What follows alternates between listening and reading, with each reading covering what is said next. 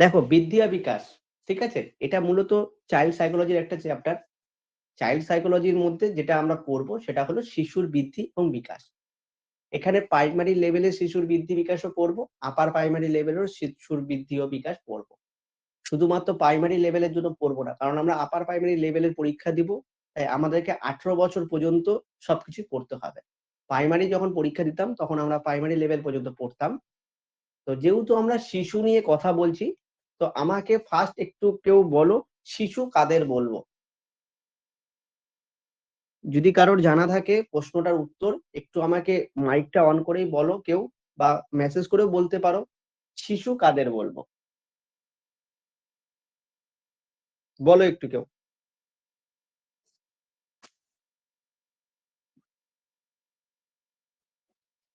কেউ কি জানো শিশু কাদের বলবো?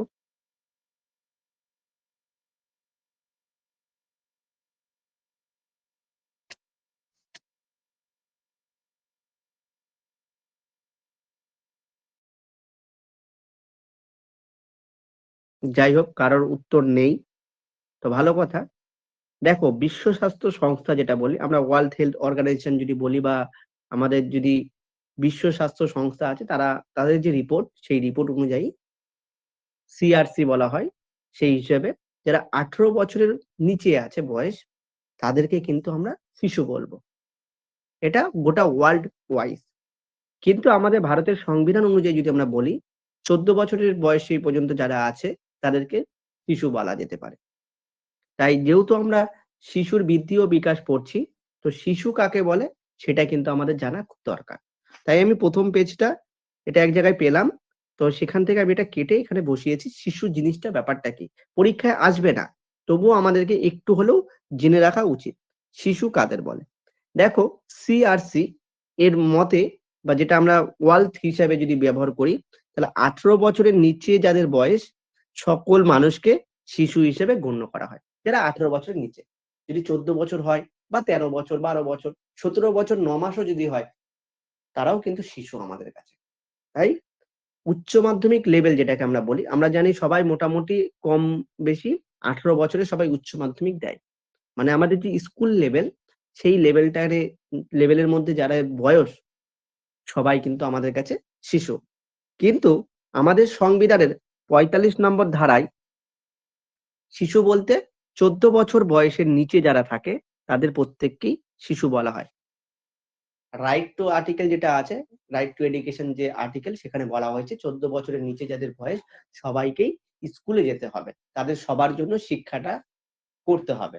তাই ৪৫ নম্বর আর্টিকেল দেখে আমরা 14 বছরের নিচে যাদের বয়স, বা 14 বছর পর্যন্ত যাদের বয়স, তাদের সবাইকে কিন্তু ভারতবর্ষে আমরা শিশু বলবো। এবার 14 বছরের যারা উপরে বয়স, তাদেরকে কিন্তু আমাদের ভারতের সংবিধান অনুযায়ী শিশু ধরা হয় না, তারা কিন্তু কৈশোরে পরিণত হয়েছে। কিন্তু যদি আমরা ওয়ার্ল্ড ওয়াইজ যদি এটাকে ভাবনা চিন্তা করি, তাহলে দেখবো 18 বছরের নিচে যারা বয়স, তাদেরকে আমরা শিশু বলবো। এই শিশুরই আমরা বৃদ্ধি বিকাশ করব। ঠিক আছে? তো প্রথমে আমরা বৃদ্ধিটা পড়ি, তারপরে আমরা শিশুর বিকাশে যাব। শিশুর বৃদ্ধি আর বিকাশ কি? ধরো আমরা যে বেঁচে আছি, এই বেঁচে থাকা মানে কি, আমাদেরকে অভিযোজন করতে হয়। আমাদের প্রতিনিয়ত পরিবেশ কিন্তু রিফ্লেক্ট করছে, প্রতিনিয়ত পরিবেশ কিন্তু পরিবর্তন হচ্ছে। এই পরিবর্তনশীল পরিবেশে কি হয়, বেঁচে থাকার জন্য আমাদেরকে লড়াই করতে হয়। দেখো, আজকে আমাদের গরম, তারপরে ঠান্ডা, বর্ষা, এইভাবে আমাদের ঋতুগুলো যে পরিবর্তন হচ্ছে, সেইভাবে আমরা কি করছি, বারবার ফোন, সেইভাবে আমরা কিন্তু সবকিছু মানিয়ে নিচ্ছি। ঠিক আছে? এই মানিয়ে নেওয়াটাই হলো আমাদের হচ্ছে পরিবেশে অভিযোজন। এই পরিবেশে অভিযোজন করতে গেলে আমাদের দুরকম উপাদানের, বা দুটি উপাদানের বিশেষ গুরুত্ব থাকে। একটা হলো বৃদ্ধি, আর একটা হলো বিকাশ। সেই বৃদ্ধি আর বিকাশ নিয়েই কিন্তু আমাদের এই পুরো চ্যাপ্টারটা পড়তে হবে। তাহলে পরিবেশে যদি আমরা ঠিকঠাক করে বেঁচে থাকতে চাই, তার জন্য আমাদেরকে দুটো জিনিস বা দুটো উপাদানের উপর নির্ভরশীল। এক কি? এক হলো বৃদ্ধি, আর একটা হলো বিকাশ। তাহলে বৃদ্ধি আর বিকাশ কি? পরিবেশে অভিযোজনগত দিক থেকে যে বিশেষ যে দুটি উপাদান রয়েছে, সেই দুটি উপাদান হলো বৃদ্ধি আর বিকাশ। বৃদ্ধি কি জিনিস? বৃদ্ধি হলো এই যে আমরা 18 বছর বললাম, বা অনেক সময় এটা 20-21 বছরও ধরা হয়ে থাকে, কারণ ছেলেদের ক্ষেত্রে 20-21 বছরই ধরে, মেয়েদের ক্ষেত্রে 18 বছর ধরে। এই বয়স পর্যন্ত আমরা দেখব আমাদের শরীরের বিভিন্ন চারিত্রিক গুণাবলী বা পরিমাণগত কিছু পরিবর্তন হয়। যখন আমরা ছোট ছিলাম তখন আমরা বিছানায় যখন আমাদের জন্ম হয় তখন আমরা বিছানায় থাকি। একটা ছোট্ট একটা শিশুর মতো। তারপরে আস্তে, আস্তে আমাদের শরীরের গঠন শুরু হয়। তারপরে আমরা দেখবে আস্তে, আস্তে বড় হয়ে হাঁটতে শিখি, দৌড়তে শিখি। তারপরে আরো একটু বড় হতে, হতে আমাদের 18 বছর পর্যন্ত আমাদের শরীরের যে গঠন, শারীরিক যে গঠন সেটা কিন্তু সীমাবদ্ধ হয়ে যায়। মানে শরীরের উচ্চতা, ওজন এই যে বেড়ে যাচ্ছে এটাকেই বলা হচ্ছে বৃদ্ধি। তাই বৃদ্ধি একটা নির্দিষ্ট সময় পর্যন্ত চলে যেটা কিন্তু 18 বা 21 আমরা ধরতে পারি বা 19-20 ও ধরে নিতে পারি। সেই অনেক বইতে 18 পর্যন্তই দেওয়া আছে দেখবে 18 বছরের পর থেকে কিন্তু বৃদ্ধি আর হয় না। তাহলে এই যে বৃদ্ধি যে 0 বছর থেকে মানে যেদিন থেকে জন্ম হচ্ছে সেদিন থেকে 18 বছর এই যে স্তর বা এই যে স্টেজ এর মধ্যেই কিন্তু বৃদ্ধি কিন্তু সীমাবদ্ধ। এর পরে কিন্তু বৃদ্ধি আর হয় না। আর বিকাশে যেটা আমরা দেখব বিকাশ কিন্তু আজীবন হয়ে থাকে। আজীবন বলতে জন্ম থেকে আমাদের যে মৃত্যু পর্যন্ত যেদিন আমরা মারা যাব তার আগের মুহূর্ত পর্যন্ত যে পরিবর্তন আমাদের জীবনে আসে সেটাই হলো বিকাশ। তাহলে বৃদ্ধি হলো একটা নির্দিষ্ট সময় পর্যন্ত আমাদের শরীরের উচ্চতা, ওজন বেড়ে যাওয়াটাকে বলা হয় বৃদ্ধি। আর বিকাশ হলো শুধু শরীর না, মানসিক, শারীরিক, সামাজিক, ভাষাগত দিক থেকে যে পরিবর্তন আসে মৃত্যুর আগের আগের মুহূর্ত পর্যন্ত তাকে আমরা বলব বিকাশ। এটাই হলো বৃদ্ধি আর বিকাশের মূল ব্যাপারটা। এই জায়গাটায় এখনো পর্যন্ত অনেকের কিন্তু কনসেপ্ট ক্লিয়ার হয় না। অনেকে ভাবে বৃদ্ধি আর বিকাশ একই জিনিস। কিন্তু এক জিনিস নয়। বিকাশের একটা অংশ বৃদ্ধি। বিকাশ যদি ১০০% হয়, বৃদ্ধি হলো তার ২০%। তাহলে বাকি ৮০% বিকাশ কিন্তু অনেক বড় একটা জায়গা। যদি আমরা ছবির মাধ্যমে কখনো এটা ভাবনা চিন্তা করি, আমি দেখাবো পরে ছবি আঁকিয়ে যে বিকাশটা কি জিনিস আর বৃদ্ধিটা কি জিনিস। তো এখানে বৃদ্ধি সম্পর্কে একজন ভাষাবিদ বলতে পারি বা একজন সাইকোলজিস্ট বলতে পারি। আর্নেস্ট জোন্স যেটা আছে তার মতে দেহের উচ্চতা ও ওজন বেড়ে যাওয়াকে বৃদ্ধি বলে। একটা শিশুর প্রতিনিয়ত উচ্চতা বাড়ছে, ওজন বাড়ছে। এবার অনেকে বলবে, আচ্ছা ওজন তো আমাদের 18 বছর পর বা 20 বছর পরেও বেড়ে যায়। হয়তো 40 বছরে গিয়ে অনেকের ওজন বেড়ে যাচ্ছে। তাহলে সেটা কি বৃদ্ধি? সেটা বৃদ্ধি না, সেটা হচ্ছে 18 বছর লিমিটে যে দেহের ওজন আর কি বলবো উচ্চতা একসঙ্গে যখন বাড়ছে, সেটাকে বলবো বৃদ্ধি। পরবর্তীকালে অনেকেরই দেখবে বিশেষ করে মেয়েদের ক্ষেত্রে একটা 28-29 বছরের পর দেখবে একটু শরীরটা মোটা হয়ে যায়। কেন? কারণ সেটা তার ওজন বাড়ছে। সেটা কিন্তু বৃদ্ধি হচ্ছে না। বৃদ্ধি হতে গেলে যেমন উচ্চতাও দরকার, সেরকম ওজনটাও দরকার।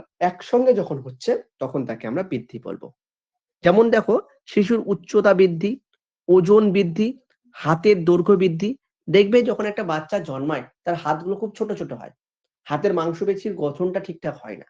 তো এইটা আস্তে, আস্তে যখন সে বড় হবে তখন দেখবে তার ওজন, উচ্চতা এবং হাতের মাংসপেশি, পায়ের মাংসপেশির দৈর্ঘ্য সবকিছুই কিন্তু বাড়তে শুরু করছে। এটাই হলো বৃদ্ধি, এটা জোনসের মতে। ইংলিশ টার্ম গুলো আচ্ছা ইংলিশ টার্ম এরপর থেকে দেওয়া হবে। ঠিক আছে? চিন্তার কোনো কারণ নেই। দিয়েছি অনেক জায়গায় দিয়েছি যেখানে, যেখানে পেরেছি আমি দিয়েছি। চিন্তার কোনো কারণ নেই। যেটা আমার দরকার এবার গোটাটাতে ইংলিশ দিলে তো ইংলিশ ভার্শনে পড়াতে হবে। ঠিক আছে? কারণ আমরা একটা বাংলা ভার্শনের জন্য পড়ছি। আমি যেখানে, যেখানে দরকার আমি দিয়েছি। চিন্তার কোনো কারণ নেই। ঠিক আছে? তো বৃদ্ধি আমাদের শরীরের পরিমাণগত দিকের পরিবর্তন ঘটায়। ঠিক আছে? মানে আমরা পরিমাপ করতে পারি। যা পরিমাপ করা যেতে পারে যেমন শরীরের উচ্চতা, ওজন, আকার এগুলো কি আমরা পরিমাপ করতে পারি। তাহলে বৃদ্ধি কি? বৃদ্ধি হলো পরিমাপ করা যায়। ঠিক আছে? বৃদ্ধি কোনো আজীবন প্রক্রিয়া নয়। আমি একটু আগেই বললাম মূলত 18 বছরই ধরা হয়। বিভিন্ন বই ঘাটলে দেখবে 18 বছর দেখায়। 18 বছর পর্যন্তই বৃদ্ধিটা হয়। এটি পরিণমন পর্যন্ত যখন আমাদের ম্যাচুরিটি আসে। আমরা বলি না এ ম্যাচিউর হয়ে গেছে। এই ছেলেটা খুব ম্যাচিউর, অল্প বয়সে ম্যাচিউর। মেয়েদের ক্ষেত্রে বেশি বলা হয় মেয়েটি অল্প বয়সে ম্যাচিউর হয়ে যাচ্ছে। অ্যাকচুয়ালি ম্যাচিউর অল্প বয়সে কেউ হয় না। ম্যাচিউর শেষ সীমানা কিন্তু 18 বছর। তো যতদিন আমরা ম্যাচুরিটি না আসছে ততদিন কিন্তু আমাদের বৃদ্ধি চলতে থাকবে। মেয়েদের ক্ষেত্রে 18 বছর ধরা হয়, ছেলেদের ক্ষেত্রে 21 বছর ধরা হয়। কিন্তু ওটা 18 বছরই বই হিসাবে আমরা লিখব। কখনো তোমার কাছে বয়স চাইবে না যে কখন আমাদের কত বছর বয়সে আমাদের ম্যাচুরিটি আসে বা কত বছর বয়স পর্যন্ত বৃদ্ধি হয়। এরকম প্রশ্ন জীবনেও আসবে না। তবুও কনসেপ্ট ক্লিয়ার রাখার জন্য 18 থেকে 20 বছর পর্যন্ত ধরে রাখবে। এই সময়টার মধ্যে আমাদের শরীরের বৃদ্ধি হয়। শরীরের আকার বাড়তে পারে, শরীরের ওজন বাড়তে পারে, শরীরের উচ্চতা বাড়তে পারে এবং শরীরের বিভিন্ন অঙ্গের দৈর্ঘ্য বৃদ্ধি হতে পারে। দেখবে অনেকের ছোটবেলায় নাকটা খুব ছোট থাকে। আস্তে, আস্তে যখন বড় হয় নাক বড় হচ্ছে। তাহলে দৈর্ঘ্য বৃদ্ধি হচ্ছে, এটা বৃদ্ধি। এটা একটা লিমিটেড টাইম পর্যন্ত হয়। এই লিমিটেড টাইমের পর বলতে 18 বছরের পর কিন্তু এটা আর দেখা যায় না।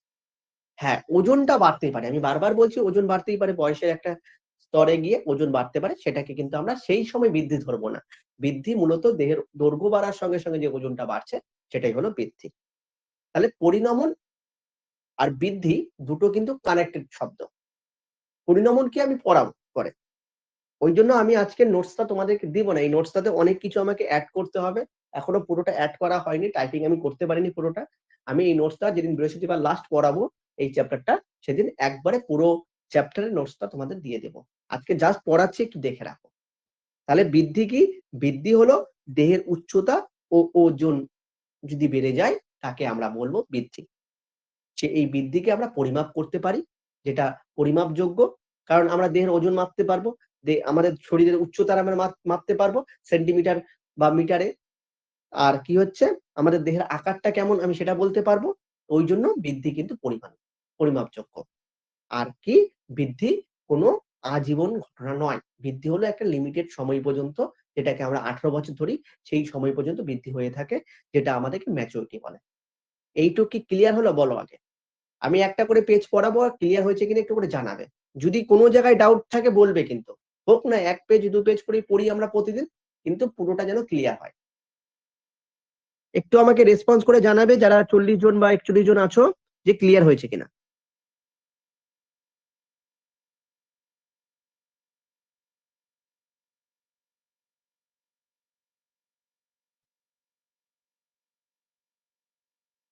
আচ্ছা, অনেকেরই রিপ্লাই দিয়েছো ক্লিয়ার হয়েছে, ঠিক আছে। ক্লিয়ার না হলে মাইক অন করে বলবে এই জায়গাটা আমার ক্লিয়ার হয় না, একটু বুঝিয়ে দিন, আমি বুঝিয়ে দেব।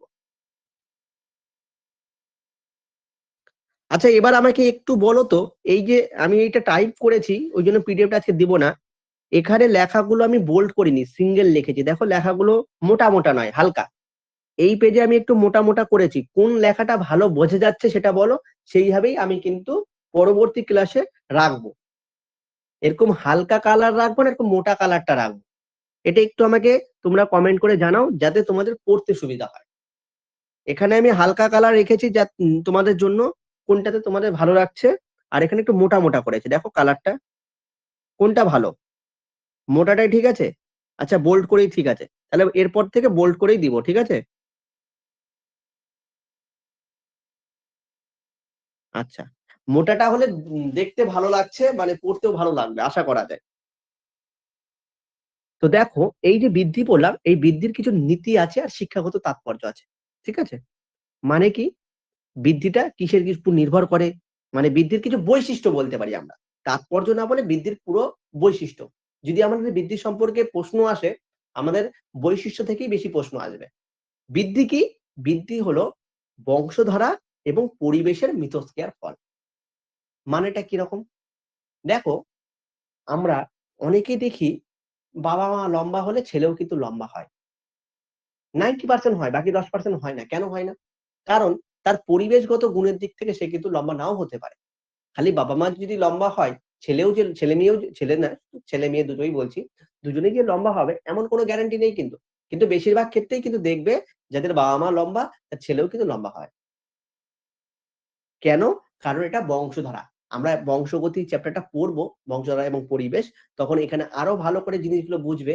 টুইনস বেবি এইসব জিনিসগুলো আসবে তখন। তো সেখানে বলেছেন বংশধারা এবং পরিবেশ কি হলো, বৃদ্ধি এবং বিকাশের কিন্তু মিথস্ক্রিয়ার ফল। তাহলে বংশধারা এবং পরিবেশের মিথস্ক্রিয়ার ফলেই কিন্তু বৃদ্ধি ঘটে। বৃদ্ধি শুধু বংশধারার উপর নির্ভর করে না বা পরিবেশের উপরও নির্ভর করে না। বৃদ্ধি কার কার উপর নির্ভর করে? পরিবেশ এবং বংশধারা দুটোকেই কিন্তু মেইনটেইন করতে হবে। পরীক্ষায় এই প্রশ্নটাই কোনো একটা টেটে দিয়েছিল। ইউপি টেট বা বিহার টেটের প্রশ্ন ছিল যে বৃদ্ধি কিসের উপর নির্ভরশীল বা কিসের মিথস্ক্রিয়ার ফলে হয়? পরিবেশ, বংশগতি দিয়েছিল। বংশগতি ও সমাজ দিয়েছিল, ঠিক আছে, পরিবেশ না দিয়ে সমাজ দিয়েছিল। এবার অনেকেই বলবে পরিবেশ আর সমাজ তো একই জিনিস, কিন্তু না, ওটা লাইন তুলে প্রশ্ন, পরিবেশ থাকলে পরিবেশই টিক মারতে হবে, সমাজ কিন্তু উত্তর হবে না। তো এরকম করে কিন্তু প্রশ্ন কিন্তু অ্যারাইজ হবে। তো ওই জন্য লাইন টু লাইন কিন্তু আমাদেরকে ভালো করে বুঝে পড়ে রাখতে হবে। তাহলে বৃদ্ধি হলো পরিবেশ ও বংশধারার মিথস্ক্রিয়ার ফলে কিন্তু বৃদ্ধি ঘটে। আর কি, বিভিন্ন বয়সে বৃদ্ধির হার বিভিন্ন হয়, ঠিক আছে, এটা একদম বাস্তব কথা। বিভিন্ন বয়সে বলতে 0 থেকে 2 বছর, এই সময় বৃদ্ধিটা কিন্তু প্রচুর পরিমাণে হয়, ম্যাক্সিমাম পরিমাণে হয়। 0 থেকে 2 বছর আমি এখানে লিখছি, 0 থেকে 2 বছর এই সময় বৃদ্ধিটা কিন্তু ম্যাক্সিমাম হয়, ঠিক আছে? তারপরে 2 বছর থেকে আমরা যদি 12 বছর ধরি, এই সময় বৃদ্ধিটা খুব একটা হয় না, মানে খুব কম হারে বৃদ্ধি হয়। আবার 12 থেকে 18 এই সময় ডবল ম্যাক্সিমাম, মানে সবথেকে বেশি বৃদ্ধিটা কিন্তু 12 থেকে 18 বছরে।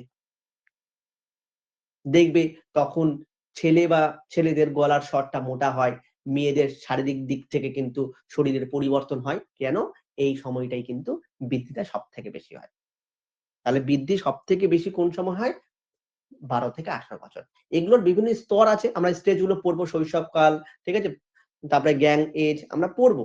তো আমরা এখন বয়স হিসেবে পড়ছি, বয়স হিসেবে দেখি 12 থেকে 18 বছরে কিন্তু বৃদ্ধির হার সবথেকে বেশি। তাই বলা আছে বিভিন্ন বয়সে বৃদ্ধির হার কিন্তু বিভিন্ন হয়। তাহলে সবথেকে বেশি কোন বয়স? সেটা আমরা পরে পড়বো।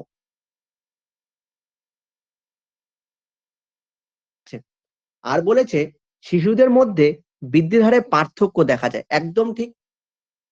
আমি ৫-৬ টা বাচ্চাকে একসঙ্গে রেখে দিলাম। সবাই যে একই হারে বাড়বে তা তো না। কারণ সবার বাবা-মা তো এক না। বংশগতি একটা লক্ষণ আছে, আবার পরিবেশ আছে। একই পরিবেশে রাখছি বলেই যে সবাই লম্বা হবে এমন না। সবাই যে খাটো হবে এমন না। কারণ পরিবেশটাও দরকার, তার সঙ্গে তার জিনের ফ্যাক্ট থাকে। জিন বা ক্রোমোজোম যদি আমরা বলি, সেটা বাবা-মা থেকে আসে। এটা বংশগতি থেকে আসে।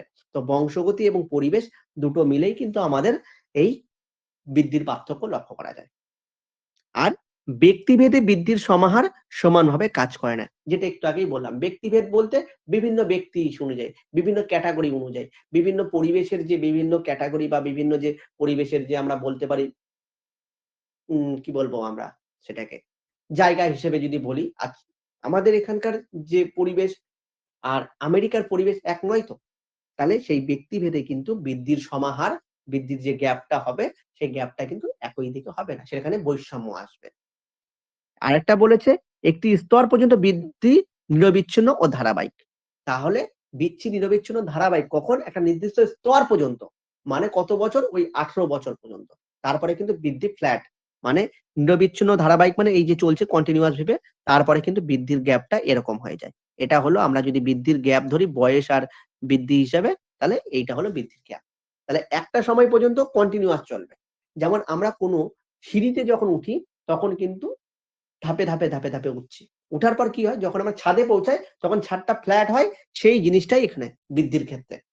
তোমার বাড়ির সিঁড়ি যদি মনে রাখতে পারো তাহলে বৃদ্ধি হলো নিরবিচ্ছিন্ন ও ধারাবাহিক হবে। কখন? একটা স্তর পর্যন্ত। তারপরে কিন্তু সে আর বাড়বে না। যেটা আমরা কোনো ব্রিজে ওঠার সময় ওভারব্রিজ বা ফ্লাইওভার যখন উঠি রাস্তা দিয়ে তখন দেখবে উঠার পর ওটা আবার সমান। তারপর আবার নেমে যায় সেটা আলাদা ব্যাপার। আমি নামার কথা বলছি না। আমি ওইটার কথা বলছি। বা আমাদের বাড়ির কোনো ছাদে, একতলা বাড়ির ছাদে বা দোতলা বাড়ির ছাদে সিঁড়ি দিয়ে উঠলাম, ওঠার পর যখন ছাদে উঠে গেলাম তখন ফ্ল্যাট হয়ে গেল। সেটাই হলো ধারাবাহিক। তাহলে ১ম এ নিরবিচ্ছিন্ন থাকে, তারপরে ধারাবাহিক। কখন? একটা স্তর পর্যন্ত। কিন্তু বিকাশে কিন্তু এটা নেই। বিকাশ সবসময় নিরবিচ্ছিন্ন ধারাবাহিক। কোন স্তর নেই। এই হলো বৃদ্ধির কয়েকটা মূল বৈশিষ্ট্য। কি, কি? বংশধারা ও পরিবেশের মিথস্ক্রিয়ার ফলে বৃদ্ধি ঘটে। বিভিন্ন বয়সে বৃদ্ধির হার বিভিন্ন হয়। শিশুদের মধ্যে বৃদ্ধির হারের পার্থক্য দেখা যায়। আর ব্যক্তিভেদে বৃদ্ধির সমাহার সমানভাবে কাজ করে। আরেকটা কি আছে? একটা স্তর পর্যন্ত বৃদ্ধি নিরবিচ্ছিন্ন ধারাবাহিক। এই হলো আমাদের বৃদ্ধি বিকাশের এই বৃদ্ধির বৈশিষ্ট্য। এটা মুছে দিই। ঠিক আছে? তাহলে বৃদ্ধি কি জিনিস? আর বৃদ্ধির বৈশিষ্ট্যগুলো আমরা পড়লাম। এবার আমরা একটু বিকাশের দিকে এগিয়ে যাই।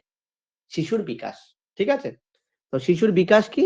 শিশুর বিকাশ আমি বললাম, বৃদ্ধি মূলত এই শারীরিক দিকটাকে তুলে ধরে।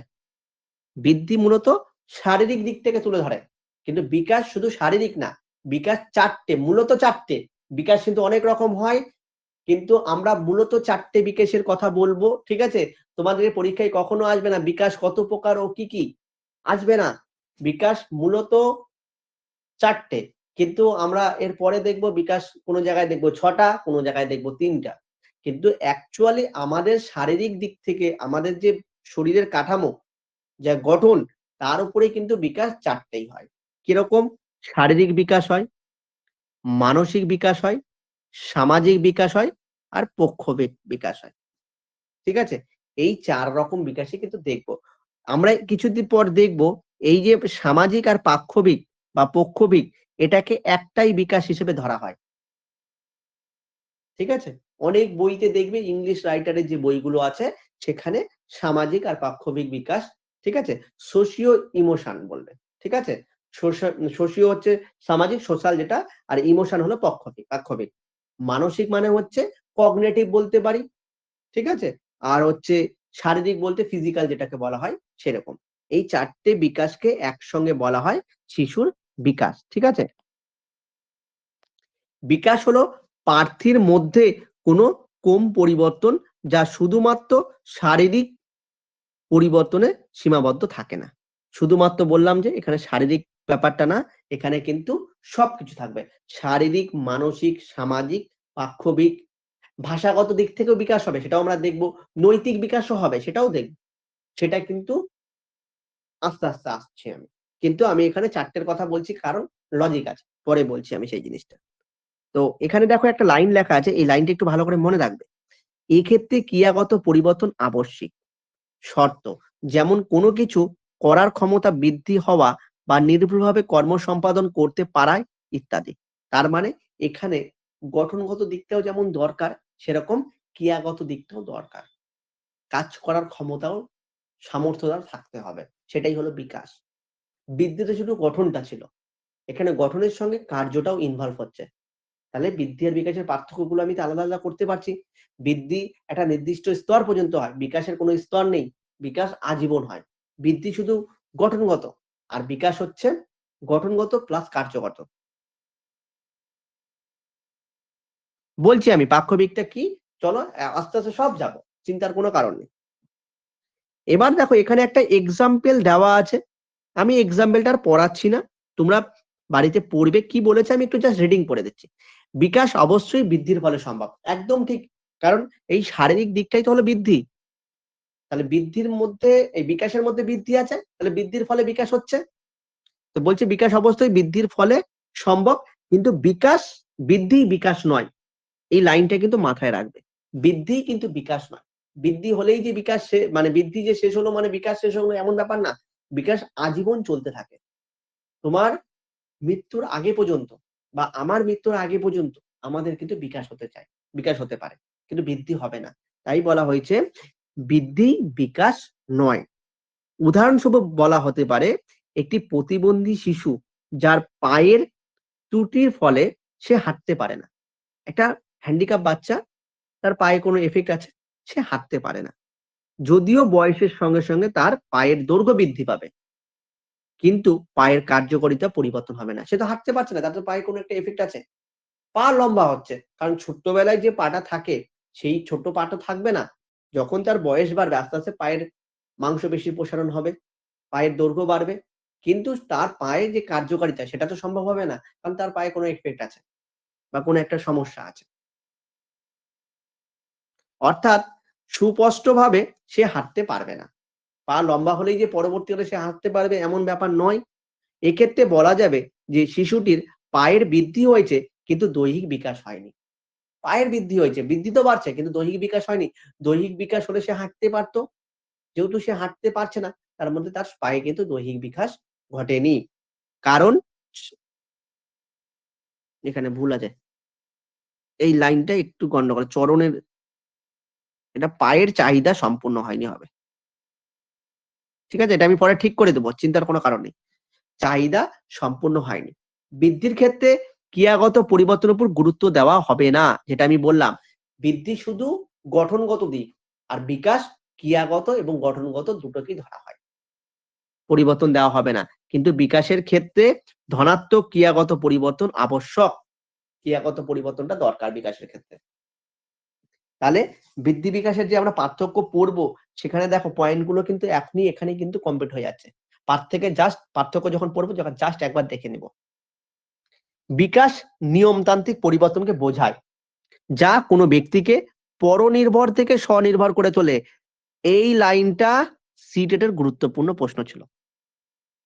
2018 সালেও প্রশ্ন এসেছিল, 2022 সালের সিটেতেও এসেছিল। বিকাশ কিন্তু পরনির্ভর থেকে স্বনির্ভর করে তোলে। মানে যখন তুমি ছোট ছিলে তখন তুমি কিছু বুঝতে না, তোমার বিকাশের মূল ধারণা কিন্তু তোমার ফ্যামিলি থেকে আসে, পরিবার থেকে আসে। তারপর তুমি যখন আস্তে আস্তে বয়সে বাড়বে, তখন তোমার বিকাশ কিন্তু নিজের চিন্তা ভাবনা নিজে করতে পারে। কগনিটিভ ডেভেলপমেন্ট ওখানে বলেছিল একটি ব্যক্তির, মানে আমি বাংলায় বলছি প্রশ্নটা, ওখানে তো বাংলায় প্রশ্ন হয় না, ইংলিশেই হয় সিডিবিতে। কোনো ব্যক্তির পরনির্ভর থেকে স্বনির্ভর হয়, এটা তার কোন বিকাশের দিক থেকে উল্লেখ করছে? ভাষাগত দিক বলছে, কগনিটিভ ডেভেলপমেন্ট বলছে, ফিজিক্যাল ডেভেলপমেন্ট বলছে, আর একটা কি যেন অপশন ছিল, ইমোশনাল মনে হয়েছিল, যাই হোক। তো ওটা কিন্তু কগনিটিভ। পরনির্ভর থেকে স্বনির্ভর যখন হবে, তখন তোমার বুদ্ধি, বিচার ব্যবস্থা, যুক্তি দিয়ে সবকিছু বুঝতে শিখবে। এটা হলো কগনিটিভ ডেভেলপমেন্ট। মানে প্রজ্ঞামূলক, যেটা জিন পিয়াজে প্রজ্ঞামূলক তত্ত্বের জন্য বিখ্যাত। তার এই ভিত্তিতে আমরা বলতে পারি পরনির্ভর থেকে স্বনির্ভর করে তোলা কগনিটিভ ডেভেলপমেন্ট। বিকাশ একটি জীবনব্যাপী প্রক্রিয়া, বললাম মৃত্যুর আগের দিন পর্যন্ত হতে পারে, আগের মুহূর্ত পর্যন্ত। যা জন্মের আগে শুরু হয়, ঠিক আছে, জন্মের আগে বলতে 2 মাস থেকে শুরু হয়। মানে একটা ভ্রূণ যখন মায়ের পেটে যখন থাকে প্রসবকালীন, ঠিক আছে, সেই সময় 2 মাস যখন তার, মানে 9 মাসে আমরা জানি ডেলিভারি হয়, 2 মাস থেকে কিন্তু বিকাশ শুরু হয়ে যায়।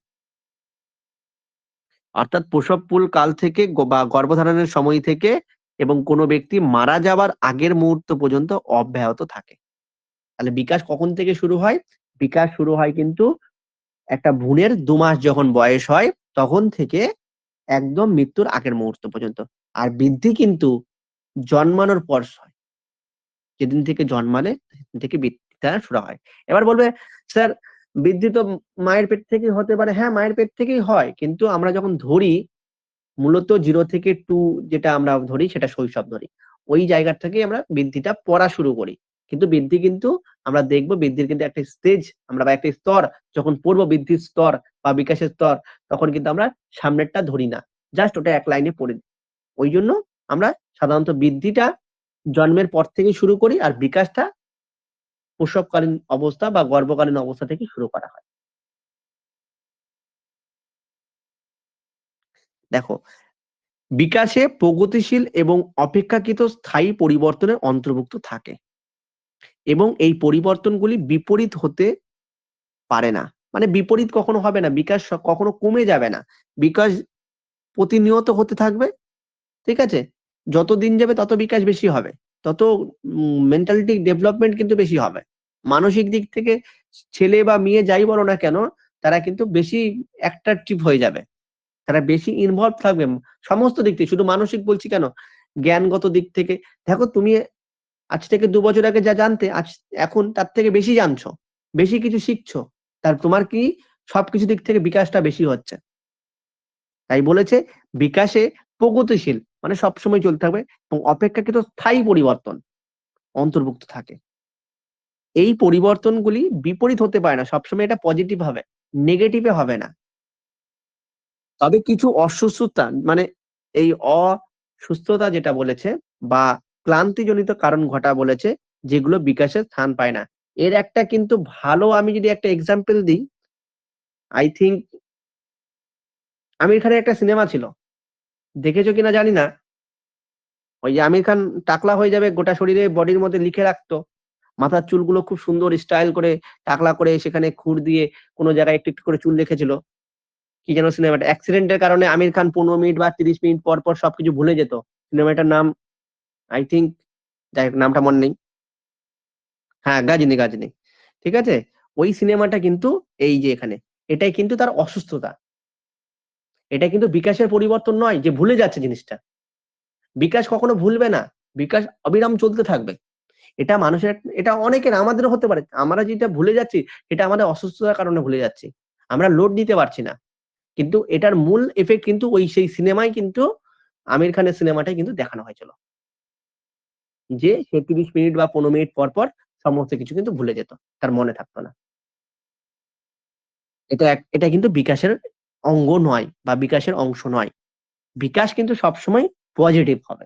নেগেটিভ হয় না। বিকাশ একটি ধারাবাহিক প্রক্রিয়া যার মধ্যে বৃদ্ধি, পরিণমন ও শিখন অন্তর্ভুক্ত থাকে। তাহলে দেখো বৃদ্ধি আমরা দেখলাম নিরবিচ্ছিন্ন আর ধারাবাহিক কখন? একটা স্তর পর্যন্ত। কিন্তু বিকাশ অবিরাম। কারণ বিকাশের মধ্যেই তো বৃদ্ধি রয়েছে। এবার যদি আমরা একটু উম যদি কি বলে একটু জিনিসটা দেখাই, দাঁড়াও ১ মিনিট। আমরা যদি বৃদ্ধি বিকাশের একটা যদি ছবি আঁকানোর চেষ্টা করি, এটা পুরোটা হলো বিকাশ।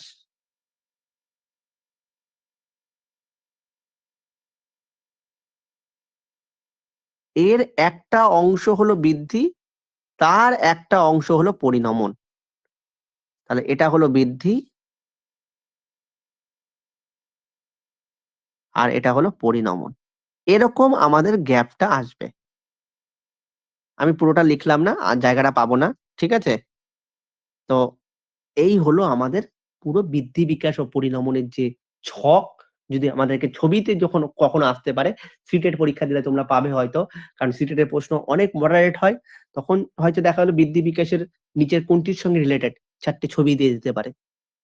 তখন এই ছবিটাই এরকম টাইপেরই ছবি কিন্তু অ্যাকচুয়ালি হবে। আমি গোল করে দেখালাম, ওরা অন্য কিছু দিয়ে দেখাতে পারে। বিকাশ হলো একটা বিশাল বড় স্তর। তার মাঝে বৃদ্ধি আর পরিণমনটা কিন্তু লুকিয়ে আছে। আর এই বৃদ্ধি ও পরিণমনের ফলেই কিন্তু আমরা শিখনের সঙ্গে জড়িত হতে পারি। তাই পেডাগজি মানেই হচ্ছে শেখা। নিজে শেখো, বাচ্চাদেরকে শেখাও। তাই বিকাশ কিন্তু বৃদ্ধি, পরিণমন এবং শিখনে অন্তর্ভুক্ত। এই পুরোটাই হলো বৃদ্ধি বিকাশের একটা অংশ। তাহলে বৃদ্ধি আর বিকাশ কি জিনিস আমরা মোটামুটি একটু ধারণা এলো। ঠিক আছে? পুরো ধারণা আসবে না। পুরো ধারণা করতে গেলে আরো পড়তে হবে। আমরা কেবল শুরু করলাম। এবার দেখো আমি এটা আমার হাতের লেখা। ঠিক আছে? হয়তো একটু খারাপ, যাই হোক একটু উম চেক করে নিতে হবে। তো বৃদ্ধি কি? বৃদ্ধি হলো পরিমাণগত পরিবর্তন। বিকাশ হলো পরিমাণগত এবং গুণগত। আমি অনেকক্ষণ ধরে এটাই বলছি। বৃদ্ধি হলো শুধু পরিমাণগত। আর বিকাশ হলো পরিমাণের সঙ্গে গুণ থাকবে।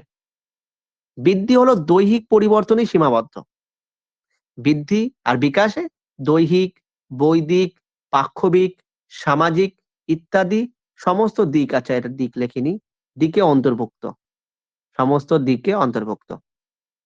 বৃদ্ধি জীবনের একটি নির্দিষ্ট সময়ে থেমে যায়। বিকাশ মৃত্যু অবধি চলতে থাকে। যা পড়েছি তাই। বৃদ্ধি পরিমাপ করা যায়। বিকাশ পরিমাপ করা যায় না। বিকাশটা কি? মূল্যায়ন করা যায়। এইটা খুব গুরুত্বপূর্ণ। বিকাশ কিন্তু মূল্যায়ন করা যায়। যেটাকে আমরা অ্যাসেসমেন্ট যখন আমরা পড়বো, মূল্যায়ন, ঠিক আছে? ইভ্যালুয়েশন, তখন আমরা কিন্তু এই জিনিসগুলো আরো বেশি কনসেপ্টে বুঝবো। বৃদ্ধি গঠনগত পরিবর্তনের বৃদ্ধি অন্তর্ভুক্ত। এখানে গঠনগত তার সঙ্গে কার্যকারী। উভয়। তাহলে বৃদ্ধি পরিমাণগত পরিবর্তন, বিকাশ হলো পরিমাণের সঙ্গে গুণগত। বৃদ্ধি গঠনগত পরিবর্তনগুলো বৃদ্ধির অন্তর্ভুক্ত। ঠিক আছে? এখানে গঠনগত এবং কার্যকারী উভয় ধরনের পরিবর্তন বিকাশের ক্ষেত্রে দেখা যায়। এটাই হলো বৃদ্ধি বিকাশের পার্থক্য। লেখাটা হয়তো একটু অন্যরকম হয়েছে কারণ হাতের লেখা তো এটা। এখানে টাইপ করা যায়নি বৃদ্ধি বিকাশের পার্থক্যটা। আমি হাতে লিখে এটা বসিয়ে দিয়েছি এখানে। তো একটু কষ্ট করে এই জায়গাটা দেখে নিও। আমি পুরোটাই আগে থেকেই পড়িয়েছি। জাস্ট এখানে ছক করে লেখানো হয়েছে। এবার বৃদ্ধি আর বিকাশের একটা সম্পর্ক আছে। পার্থক্য তো পড়লাম, সম্পর্কও রয়েছে।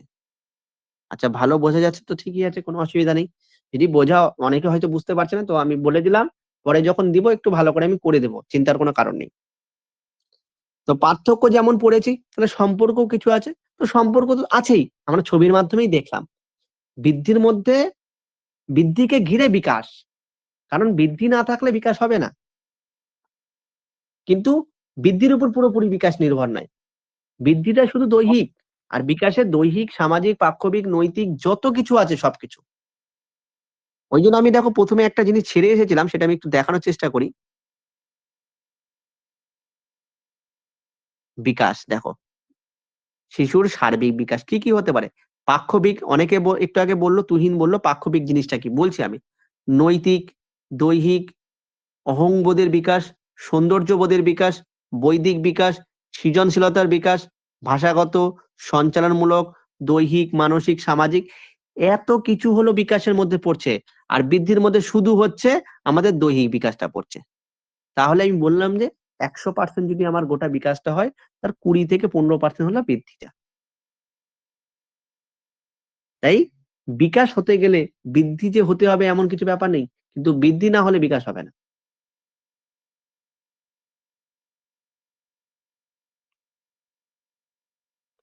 বিকাশ কোথা থেকে শুরু হয়? বিকাশ মায়ের গর্ভ যখন থাকে তখন থেকেই বিকাশ শুরু হয়।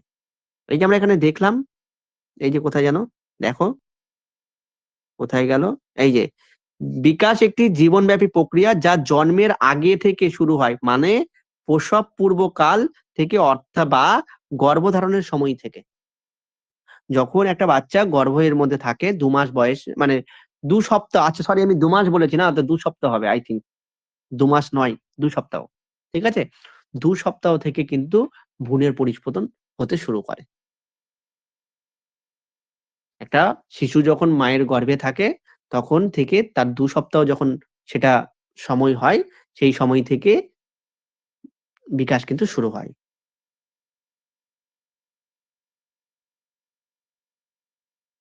তো এই হলো আমাদের বৃদ্ধি বিকাশের গল্প। তো একটু আমরা সম্পর্কটা পড়ে নিই। শিশুর দৈহিক বৃদ্ধির সঙ্গে, সঙ্গে এই লেখাটা আমি পরে যখন দিব একটু বড় করে দেব, হ্যাঁ? লেখাটা একটু ছোট হয়ে গেছে। আমি এটা বড় করে দেব। চিন্তার কোনো কারণ নেই। শিশুর দৈহিক বৃদ্ধির সঙ্গে, সঙ্গে তার বিকাশও শুরু হয়। বৃদ্ধি শিশুর বিকাশে সাহায্য করে।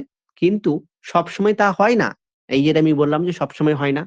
কোনো ক্ষেত্রে বিকাশ ছাড়াই বৃদ্ধি হতে পারে। একটু আগেই বললাম। অনেক সময় দেখা যায় কোনো শিশুর আকার ও আয়তন, উচ্চতা, ওজনের যথেষ্ট বৃদ্ধি হয় অথচ তার জ্ঞানের কোনো বা দৈহিক কাজকর্মে কোনো উন্নতি বা বিকাশ দেখা যায় না।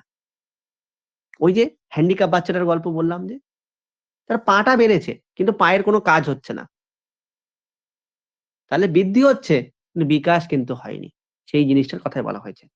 অনুরূপভাবে আবার কি দেখা যায়, কোন শিশুর বিকাশ হয়েছে অথচ বিকাশের তুলনায় বৃদ্ধির হার যথেষ্ট কম। আমরা বুদ্ধির ক্ষেত্রে দেখতে পাবো। বয়সের থেকে অনেক বেশি বিকাশ হয়ে যায়। এই দিয়ে ২০২২ সালে একটা প্রাইমারিতে একটা অঙ্ক ছিল। মানসিক বয়স দিয়ে একটা অঙ্ক ছিল। সেই অঙ্কগুলোও করাবো আমরা। কম অর্থাৎ কোনো ক্ষেত্রে দেখা যায় যে শিশুর বৃদ্ধি হয়েছে অথচ বিকাশ হয়নি। সর্বশেষে বলা যায় বিকাশ ও বৃদ্ধি দুটি প্রক্রিয়ার মধ্যেই পার্থক্য যাই হোক না কেন এরা পরস্পর সম্পর্কযুক্ত, নির্ভরশীল। এদের মধ্যে পার্থক্য আছে কিন্তু এরা পরস্পরের সম্পর্কযুক্ত।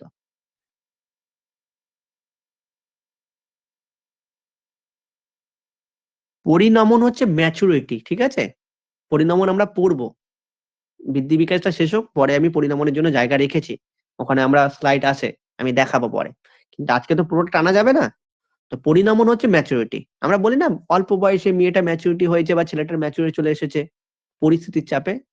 সেই পরিস্থিতিটা কিছু না, ওটা হলো পরিণমন। ওটাই হলো ম্যাচুরিটি। যেটা আমরা ১৮ বছর ধরে থাকি। এবার দেখো, এটা দেখো একটা ছবি, ঠিক আছে? তার ঝাপসা একটু আছে। বৃদ্ধি আমরা পড়লাম ৬ টা, ৪ টা পড়েছিলাম। কি, কি? দৈহিক বিকাশ পড়েছি, প্রজ্ঞার বিকাশ, সামাজিক বিকাশ আর মানসিক। এই ৪ টেই পড়লাম। ওই যে প্রজ্ঞা, ঠিক আছে? পাক্ষবিক যেটাকে বললাম। ঠিক আছে? এই মানসিকটাকে পাক্ষবিক বলা হয়। তো দৈহিক বিকাশ, প্রজ্ঞার বিকাশ, সামাজিক বিকাশ, মানসিক বিকাশ। এই ৪ টা আমি ওখানে লিখেছিলাম। আমি তো বলেছিলাম বিকাশ অনেক রকম হয়। তো আমাদের ভাষার বিকাশ পড়তে হবে আর নৈতিক বিকাশ। এই ৬ রকম বিকাশ আমাদেরকে পড়তে হবে। বিকাশ অনেক রকমের হয়। ৪ রকম, ৬ রকম, ২ রকম, ৩ রকমে ভাগাভাগি করা যায় না। কিন্তু আমাদের সিলেবাসে আমাদেরকে ৬ টা বিকাশ পড়তে হবে। কি, কি? দৈহিক বিকাশ পড়তে হবে, প্রজ্ঞার বিকাশ পড়তে হবে, সামাজিক বিকাশ পড়তে হবে, ভাষার বিকাশ পড়তে হবে, মানসিক বিকাশ পড়তে হবে আর নৈতিক বোধের বিকাশ পড়তে হবে। এই ৬ টা বিকাশ থেকে আমাদের প্রশ্ন আসে। কিন্তু 2016 না 17 আই থিঙ্ক মনে নেই সাল আমার, সেই টেটে পরীক্ষা এসেছিল বোর্ড অফ বিকাশ মানে board of development which type of মানে কত টাইপের বোর্ড অফ ডেভেলপমেন্ট আছে, মানে বিকাশ কত প্রকারের। পাতি বাংলায় বলেছিল বিকাশ কত প্রকারের। তাহলে এবার তুমি উত্তরটা কি করবে? আমি একটু আগে বললাম 4 রকম, এখানে বললাম 6 রকম, একটা ছবিতে দেখালাম মোটামুটি 12-13 রকমের। তাহলে বিকাশ আমি কয় রকম লিখবো? পরীক্ষায় এসেছিল। তাহলে প্রশ্নটা ভালো করে বুঝতে হবে। তোমাকে ডাইরেক্ট বলেনি যে বিকাশ কত প্রকার। প্রশ্নটা ছিল ওখানে হচ্ছে, আচ্ছা একটু ওইটা যাচ্ছি পরে। তো দেখো এই যে 6 রকম যে বিকাশ আছে, এই 6 রকম বিকাশ আছে, সেই 6 রকম বিকাশকে আমরা প্লিজ স্মাইল এই শব্দটার মাধ্যমেই বলতে পারি। এই যে প্লিজ এর পি থেকে আসবে ফিজিক্যাল ডেভেলপমেন্ট, যেটাকে আমরা গ্রোথ বলি, মানে গ্রোথ মানে বৃদ্ধি। আর স্মাইলের এস থেকে হবে সোশ্যাল ডেভেলপমেন্ট। এম থেকে হবে মোরাল, মোরাল মানে নৈতিক ডেভেলপমেন্ট, ইংরেজিতে লেখা আছে কিন্তু। আই ফর ইন্টেলিজেন্ট ডেভেলপমেন্ট বা ইন্টেলেকচুয়াল ডেভেলপমেন্ট, যেটাকে আমরা কগনিটিভ ডেভেলপমেন্ট বলে থাকি বা প্রজ্ঞার বিকাশ বলে থাকি। এল ফর ল্যাঙ্গুয়েজ ডেভেলপমেন্ট মানে ভাষাগত যেটা। আর ই ফর ইমোশনাল, ইমোশনাল মানে হচ্ছে মানসিক, যেটাকে বলছি আমরা আমরা ইমোশন হয়ে যাই মাসে মাসে, ওইটা। আর মোরাল মানে নৈতিক, যে এখানে বাংলাটা দেওয়া ছিল সেটাই এখানে ইংলিশে লেখা আছে। তো এটা মনে রাখতে গেলে এই প্লিজ স্মাইল এই শব্দটা যদি মনে রাখতে পারো, তাহলে দেখো আমাদের 6 রকম যে ডেভেলপমেন্ট আমরা পড়বো বা আমাদেরকে পড়তে হবে বা আমাদের সিলেবাসে আছে, এটা কিন্তু কভার হয়ে গেল। কি কি? এক হলো ফিজিক্যাল ডেভেলপমেন্ট, যেটাকে আমরা গ্রোথ বলে থাকবো বা বৃদ্ধি বলবো। 2 হলো সোশ্যাল ডেভেলপমেন্ট, যেটাকে আমরা সামাজিক ডেভেলপমেন্ট বা সামাজিক বিকাশ বলি। এম ফর মোরাল ডেভেলপমেন্ট, মানে মোরাল বলতে নৈতিক যে বিকাশ। আর আই ফর ইন্টেলেকচুয়াল ডেভেলপমেন্ট, যেটা প্রজ্ঞামূলক বা জ্ঞানমূলক, যেটাকে ভাববো। ঠিক আছে? আর এল ফর ল্যাঙ্গুয়েজ মানে ভাষাগত বিকাশ। ই ফর ইমোশনাল মানে মানসিক। এই 6 রকম বিকাশ আমরা কিন্তু ইংরেজিতে পড়তে পারি। তাহলে বিকাশ 6টা আমি পড়লাম, কিন্তু পরীক্ষায় আমি বলেছিলাম সিটেটে যেটা এসেছিল, সেটা এসেছিল broad domain of development. Which type of broad development, broad domain of development. Broad, board বা ব্রড ডোমেইন করকম? 3 রকম। কি কি? ফিজিক্যাল, কগনিটিভ মানে প্রজ্ঞা। আমি বললাম না সোশ্যাল আর ইমোশনালকে অনেক জায়গায় এক জায়গায় রাখে, সেটা এই জায়গাটাই। তাহলে 3 broad domain of child development. ঠিক আছে? তাহলে 3 রকমের ব্রড ডোমেইন। প্রশ্ন কি আসবে তার উপর ডিপেন্ড করে করবে। তোমাকে কখনোই আমাদের বাংলা মিডিয়ামে বলবে না যে বিকাশ কত প্রকার। যদি বলে ব্রড ডোমেইন অফ ডেভেলপমেন্ট, তখন বলবো 3 রকম। কি কি? ফিজিক্যাল, কগনিটিভ, সোশ্যাল, ইমোশনাল একসঙ্গে। এবার ফিজিক্যালের কি কি হয়? বডি সাইজটা চেঞ্জ হয়। মোটর স্কিল কি আমরা পড়ছি। ফিজিক্যাল হেলথ মানে শারীরিক যে স্বাস্থ্য, সেটা বলেছে। কগনিটিভ এর ল্যাঙ্গুয়েজ হচ্ছে ইমাজিনেশন বাড়বে, ক্রিয়েটিভিটি বাড়বে, মেমোরি বাড়বে, নলেজ বাড়বে, প্রবলেম সলভিংটা বাড়বে। ঠিক আছে? আর সোশ্যাল ইমোশনালে emotional communication, understand of other মানে অনেক অন্যকে বোঝার ব্যবস্থা, সেলফ আন্ডারস্ট্যান্ড মানে নিজেকে বোঝার ব্যবস্থা। আর ইন্টারপার্সোনাল স্কিল, নিজের পার্সোনাল যে স্কিল থাকবে সেটাই বাড়বে। এটাই হলো সোশ্যাল ইমোশনাল। তো আমাদের এই ভেতরে এগুলো পড়ার দরকার নেই, এটা আমি বাংলায় পড়াবো একটু পরেই। তো একটা হলো ফিজিক্যাল ডেভেলপমেন্ট, একটা হলো কগনিটিভ ডেভেলপমেন্ট, একটা হলো সোশ্যাল ইমোশনাল ডেভেলপমেন্ট। এই সোশ্যাল ইমোশনালকেই আমি আলাদা আলাদা করে বলছিলাম 4টে।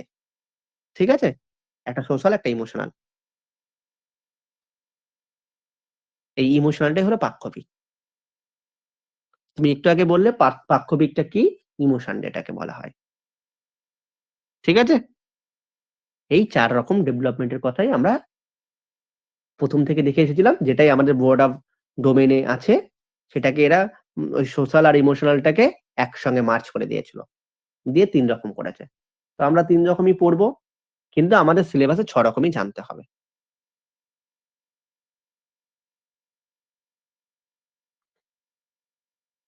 আচ্ছা, এবার দেখো দৈহিক বিকাশ মানে ফিজিক্যাল ডেভেলপমেন্ট যেটা। দৈহিক বিকাশ বলতে কি বোঝাবো?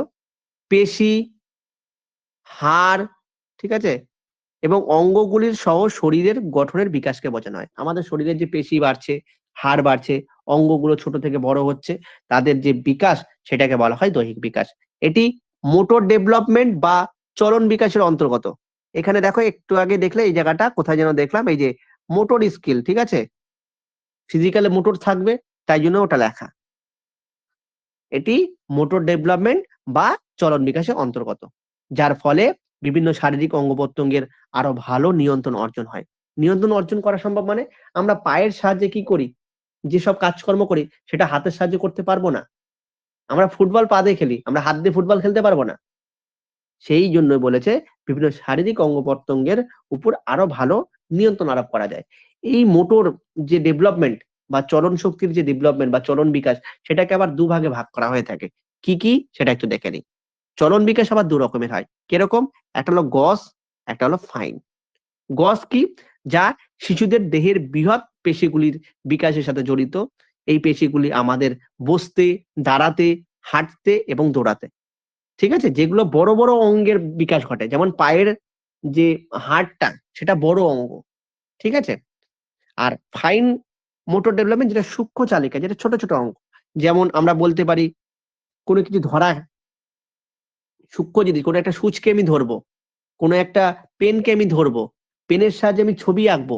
এগুলো হলো ফাইন মোটর ডেভেলপমেন্ট, ঠিক আছে? তাই বলেছে দেখো, এই বিকাশে, এই প্রকার বিকাশের সাথে, সাথে ছোট, ছোট পেশিগুলির বিকাশ ঘটে বা ডেভেলপমেন্ট জড়িত। যেমন মানব শরীরের হাতের পেশির বিকাশ, এর সূক্ষ্ম পেশিগুলি আমাদের পছন্দ মতো ক্রিয়াকলাপে সহায়তা করে, যেমন লেখা, অঙ্কন, নিক্ষেপ, আঁকড়ে ধরা ইত্যাদি। তাহলে চলন শক্তি বা মোটর ডেভেলপমেন্ট দুরকম। একটা হলো গস মোটর ডেভেলপমেন্ট, যেখানে বড়, বড় অঙ্গের বিকাশ ঘটবে। আর একটা হলো ফাইন মোটর ডেভেলপমেন্ট, যেখানে ছোট, ছোট অঙ্গের বিকাশ ঘটে। এবার পরীক্ষায় প্রশ্ন আসতে পারে যে চলন বিকাশের যে দুটো আছে বা চলন বিকাশগুলো আছে, তার মধ্যে কোন বিকাশটা আগে ঘটে? গস ডেভেলপমেন্টটা আগে ঘটে না ফাইন মোটর ডেভেলপমেন্টটা আগে ঘটে বলো তো? জিএমভিটা আগে ঘটে, গস মোটর ডেভেলপমেন্ট, নাকি ফাইন মোটর ডেভেলপমেন্ট? কোনটা আগে ঘটে কে বলতে পারবে? গ্রস দুজন মোটর তিনজন উত্তর ডেভেলপমেন্ট। দিয়েছে। হ্যাঁ, গস মোটর ডেভেলপমেন্ট।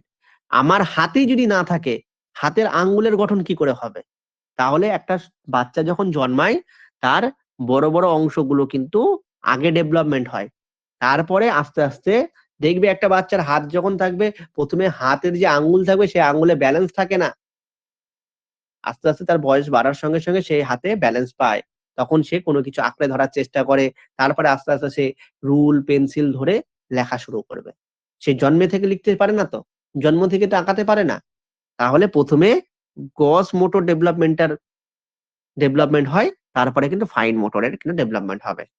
তো এখানে সবাই গস দিয়েছো, একদম ঠিক আছে। তাহলে চলন বিকাশের দুটো ডেভেলপমেন্ট আছে, একটা হলো গস মোটর ডেভেলপমেন্ট, একটা হলো ফাইন মোটর ডেভেলপমেন্ট। এইটা কি? দৈহিক বিকাশ মানে ফিজিক্যাল ডেভেলপমেন্টেরই একটা অংশ। এবার যেটা আছে কগনিটিভ ডেভেলপমেন্ট, যেটাকে আমরা বৌদ্ধিক বিকাশ বলে থাকি বা জ্ঞানমূলক বিকাশও বলতে পারি। জ্ঞান, ঠিক আছে? বা প্রজ্ঞাও বলতে পারি, একই জিনিস। এর মধ্যে রয়েছে আমাদের বৈদিক দক্ষতার বিকাশ, যেমন চিন্তা ভাবনা, মানে যেকোনো যুক্তি তর্ক দিয়ে আমরা যেকোনো চিন্তা ভাবনা নিব, যুক্তি, কল্পনা, স্মৃতি, সমস্যা সমাধান ইত্যাদি। এই কগনিটিভ ডেভেলপমেন্ট এর মধ্যেই কিন্তু আমরা ল্যাঙ্গুয়েজ ডেভেলপমেন্টটাকে ইনভলভ করতে পারি। ওই জন্য দেখো ল্যাঙ্গুয়েজ ডেভেলপমেন্টটা এর সঙ্গে রেখে দিয়েছি আমি, আলাদা কোনো পয়েন্ট করিনি। এটা ভাষাগত ডেভেলপমেন্ট। আমরা বড় ডোমেইনের হিসেবেই কিন্তু আমরা ডেভেলপমেন্ট গুলো পড়ছি। লাল কালিগুলো হলো বড় ডোমেইন, আর আমাদের সিলেবাসে যেহেতু আছে তাই আমরা সবগুলোই পড়ে নিচ্ছি। এটি বৈদিক বিকাশের অন্যতম গুরুত্বপূর্ণ বিষয়। মানে বৈদিক বিকাশ বলতে কগনিটিভ ডেভেলপমেন্টের মধ্যেই পড়ছে এটা।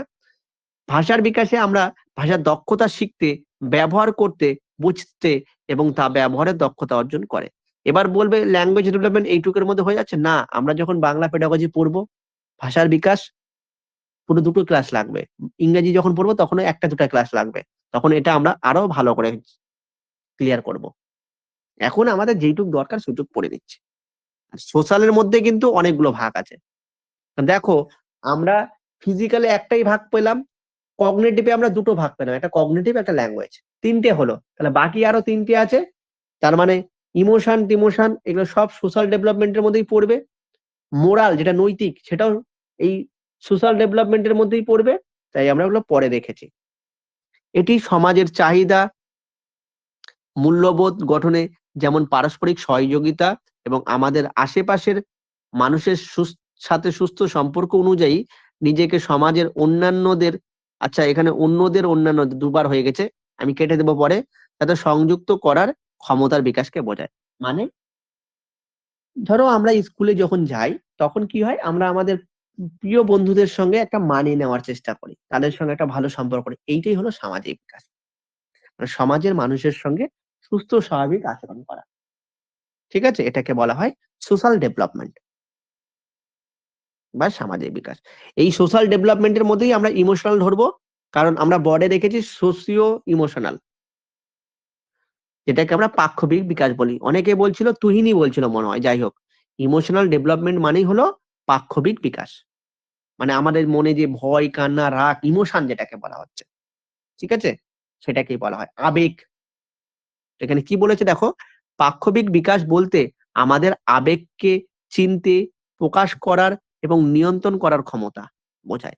এটি সামাজিক বিকাশের অধীনেও আসে। আমরা সামাজিক বিকাশ পড়ছি, এই যে সোশ্যাল ডেভেলপমেন্ট, সামাজিক বিকাশ, তার মধ্যেই পড়ছে এটা। আর একটা আছে মোরাল, মানে নৈতিক বিকাশ। নৈতিক বিকাশ সামাজিক বিকাশেরই একটা অঙ্গ। ওই জন্য বড ডোমেইনে আমরা তিনটে বিকাশই পড়ছি। কি কি? ফিজিক্যাল, কগনিটিভ আর সোশ্যাল, মানে সোশিও ইমোশনাল, তিনটে। যার অর্থ নীতিগতভাবে কোনটি সঠিক, কোনটি ভুল, অর্থাৎ উচিত অনুচিত সম্পর্ককে সঠিক করার সিদ্ধান্ত নেওয়ার ক্ষমতার বিকাশ। এই হলো আমাদের ছখানা বিকাশ। ঠিক আছে? এবার বিকাশের পর্যায় আমি আর আজকে এগুলো পড়াচ্ছি না। এটা আমি এর পরের দিন পড়বো। এই দেখো, বিকাশের পর্যায় জন্মের ৯ মাস আগে যেটা বিকাশ হচ্ছে, তারপরে জন্ম থেকে ২ বছর, এই যে এইটাই বলেছিলাম যে মায়ের গর্ভে যখন থাকবে তখন যে বিকাশটা হচ্ছে, সেটা জন্মপূর্ব সময়কাল। সেই সময় থেকেই কিন্তু বিকাশ শুরু হয়, মাতৃগর্ভ থেকে। কারণ একটা বাচ্চা মাতৃগর্ভে ৯ মাস বা ২৭০ দিন থাকে। সেই সময় থেকেই কিন্তু বিকাশ হয়। তাই ৫ টি ধাপ আছে বিকাশের। একটা হলো জন্ম সময়কাল, হ্যাঁ, একদম। জন্মের ৯ মাস, শৈশবকাল হচ্ছে জন্ম থেকে ২ বছর, প্রারম্ভিক বাল্যকাল ২ থেকে ৬, পরবর্তী বাল্যকাল ৬ থেকে ১১, আর কৈশোর ১২ থেকে ১৯। এটা অনেক জায়গায় ১২ থেকে ১৮ দেওয়া আছে, অনেক জায়গায় ১১ থেকে ১৮ আছে। বয়স নিয়ে হেরফের করার কোনো দরকার নেই। তোমাকে কখনো বয়স চাইবে না। এবার শৈশবটাকে আমরা সংবেদন মূল চালক বলতে পারি বা সংবেদন মূল চালিকা বলতে পারি। প্রারম্ভিকটাকে আমরা প্রি স্কুল এজ বলতে পারি। পরবর্তী বালটাকে গ্যাং এজ বলতে পারি। আর কৈশোর আইডেন্টি ক্রাইসিস। আমার নিজস্ব পরিচয় দরকার। সেই হিসেবে বিকাশের পর্যায়গুলোকে আমরা ৫ টি ধাপে ভাগ করেছি। এবার এগুলো সম্পর্কে আমরা এর পরের দিন মানে বৃহস্পতিবার আমাদের সিডিপির ক্লাস হবে। আমরা এখানে পড়বো। আর বিকাশের নীতি আছে এখানে। নীতিতে ১০ টা নীতির কথা পড়বো। তার সঙ্গে পরিণমনটা পড়ে আমরা এই চ্যাপ্টারটা শেষ করব। টোটাল আমাদের আজকে এইটুকুই পড়া থাকলো। আমি আজকে পিডিএফটা দিচ্ছি না, কারণ পিডিএফটা আমাকে আরেকটু সাজাতে হবে। কোনো জায়গায় একটু মিস্টেক হয়েছে। সেগুলো আমি ঠিক করে একবারে দেব, কারণ ভুল জিনিস দিয়ে লাভ নেই। আমি একটু ঠিক করে নিই। ঠিক আছে? এই লেখাগুলো একটু বড় করি। আর এরকম বোল্ড করে দিই। তাহলে তোমাদের পড়তে ভালো লাগবে। ওইজন্য আমি বৃহস্পতিবার পড়িয়ে গোটা পিডিএফটা তোমাদেরকে দিয়ে দেব। ঠিক আছে? যদিও আমি এখানে এইটুকটা সেভ করে রাখছি এখানে। WhatsApp গ্রুপে দিচ্ছি না। এখানে সেভ থাকবে। ঠিক আছে? এখানে আমি সেভ করে দিচ্ছি। এখানে সেভ থাকবে। তার আগে